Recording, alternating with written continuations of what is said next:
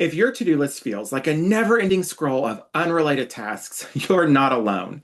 One minute you're writing an email to a parent, the next you're grading essays, prepping a lesson, updating a student data wall, reading an article on small group instruction. By the end of the day, your brain is fried, and somehow it still feels like you didn't make any progress on anything important. It's not that you didn't work hard, it's that your brain spent the entire day switching gears. And every time we switch gears from task to task, topic to topic, we pay what researchers call a context switching tax. Today, I want to introduce you to one of my favorite productivity strategies, task batching.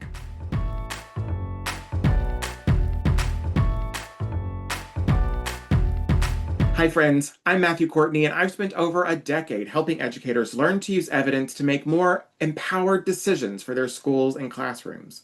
If you're into that, make sure you like and subscribe, and come be a part of our growing community. Task batching means grouping similar tasks together and doing them in dedicated blocks, instead of sprinkling them throughout the day. When you batch, you reduce the cognitive load of switching contexts and allow yourself to settle into a focused rhythm. It's one of the simplest ways to create calm in the chaos, and it's perfect for making time for evidence-based decision-making. Let me give you a quick example. Let's say that every week you read one research article to support your instructional practice.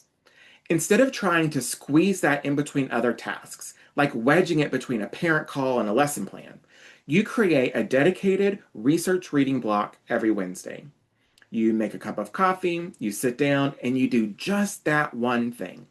No multitasking, no bouncing around, just focus. After a few weeks, it becomes a habit. Now you've created consistent, protected time for evidence use without having to add anything to your schedule. Here's another example, data analysis.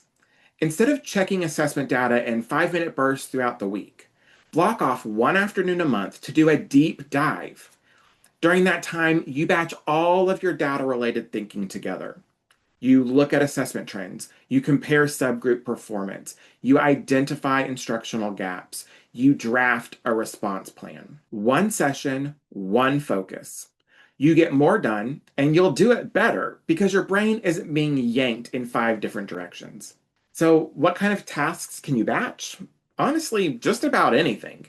But here are some great candidates for educators focused on evidence use.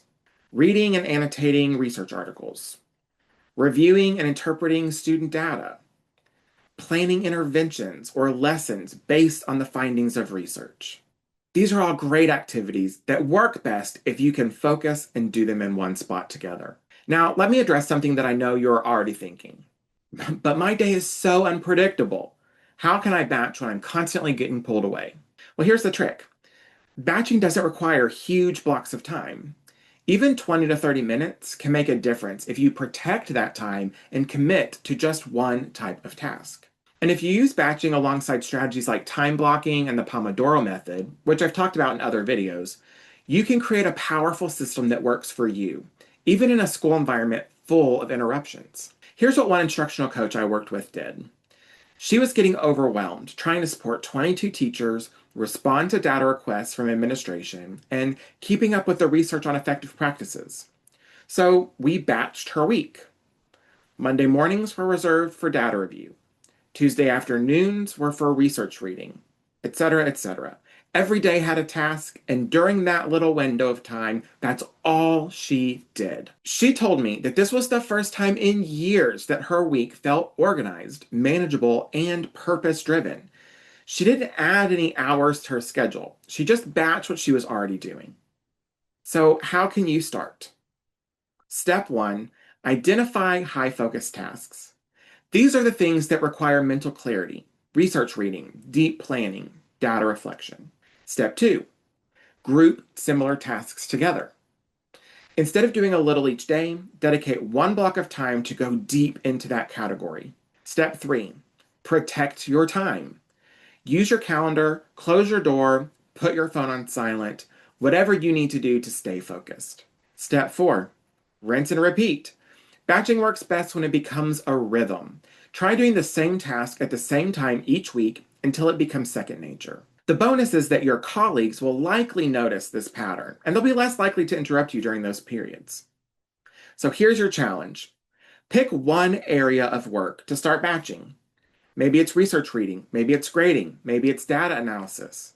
Whatever it is, pick a block of time this week and batch it, just to see how it feels. You might be surprised by how much lighter your day is, and how much more progress you make. If you found value in this video, make sure you like and subscribe, and be sure to check out some of the other videos in this productivity series before you go. I'll see you next time.